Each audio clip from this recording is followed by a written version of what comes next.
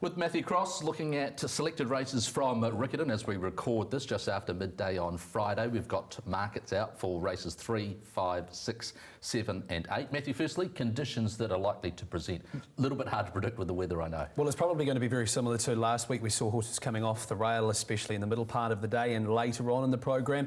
Horses for courses in terms of track conditions. It's been very cold in Canterbury over the last 7 days, so I can't really see it coming back any further than that 7-8 range.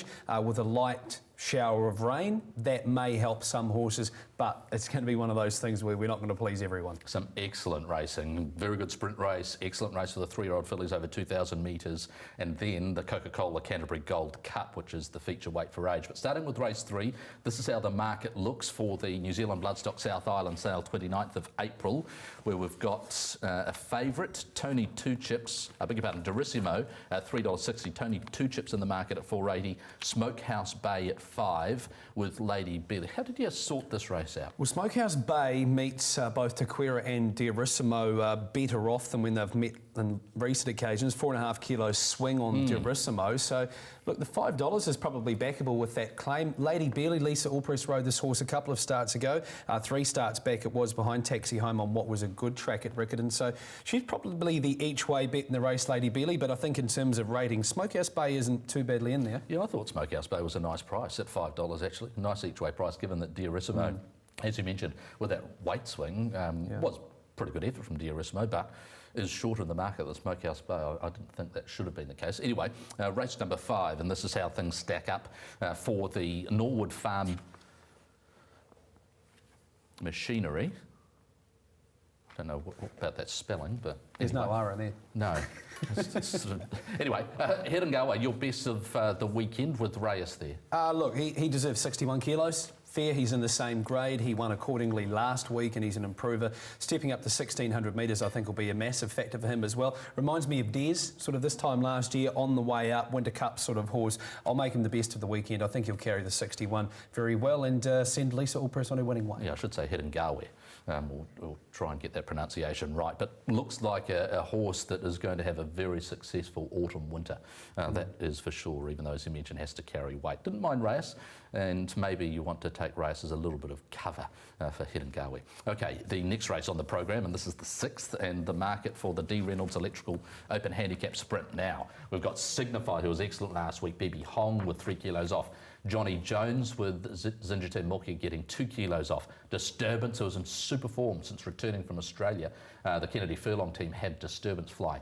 Prince Oz, amazing record in the South Island, $6. Kiwi Ida, fresh up, $6. He can fly, $7.50. Pick the bones out of this, Matthew Cross. Well, the 23rd of March race where we saw Gift of Power leading up. Early splits were 35.29. They've come home in 32.73. So for horses who were off pace, it was very hard to make any ground.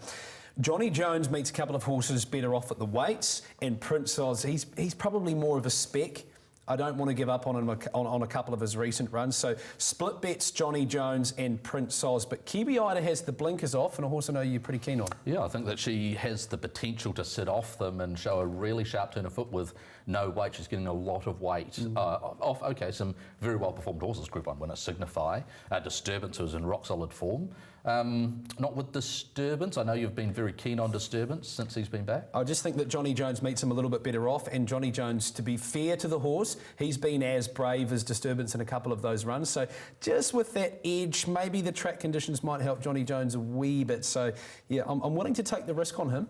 New Zealand Bloodstock War Step Stakes for the 3-year-old fillies over the 2,000 metres, where we have Beyond the Fort at $3.40, placed second in the New Zealand Oaks, the Albastia Equworld New Zealand Oaks. Secret Allure, who was excellent last week off a solidly run mile, was very strong on the line and has placed over 2,000. She's $2.40. You've got Giada at $5.50, Platinum Rapper and Mohaka both at 20 to 1. How did you read the War Step Stakes? Oh, it's good. It's a nice enough field assembled, but dominated by the horses up the top of the book. Secret Allure, I think, is a must, but stablemate Platinum Rapper, I like the way that she sort of just kept going after the line over 1,600 metres at Riccarton last time. Went with our Hail Mary, albeit our Hail Mary got past it. But look, she just kept going, and I always like, you know, at the end of a replay, you'll see horses who just keep on trucking, and she was one of those. So I think that the 2,000 metres, you know, she might be just a wee sneaky, but Secret Allure, hard to beat on her stats. The extra 400 metres certainly you think would be perfect for Platinum Wrapper, being by McPhee herself.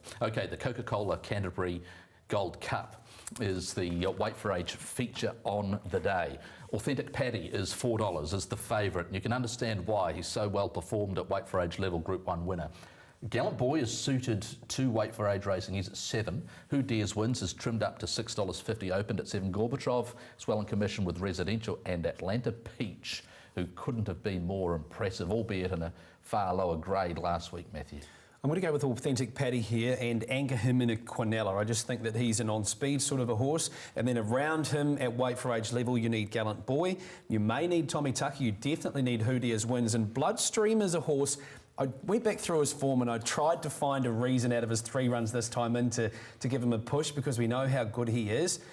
His run last time wasn't great, but he could spice the Quinella up. He's just got a bit to turn around, doesn't he? He's got to improve. He's got 7 or 8 lengths to improve. But you go back to when he won the Metropolitan, he was putting some very good horses to bed over these trips with ease. I just don't know if he's come back as good. I've seen anything in his most recent start. I looked and I looked and I looked. I did exactly the same, and I tried to find something, and I couldn't find enough, and particularly in the conditions that are likely to present as well.